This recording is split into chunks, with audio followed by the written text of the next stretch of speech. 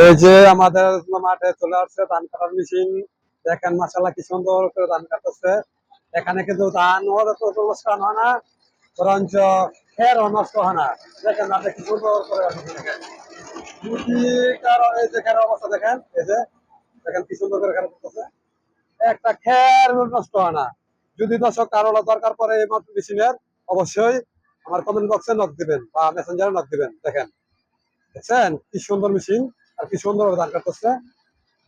যদি এই মেশিনে খুঁজছিলাম এতদিন, আশা করি কৃষকের পরিশ্রম কম হবে এবং কি টাকাও খরচ কম হবে। কারণ একটা জমিন ধান কাটতে অনেক টাকা খরচ হয়, ধান মারাই করতে অনেক টাকা খরচ হয়।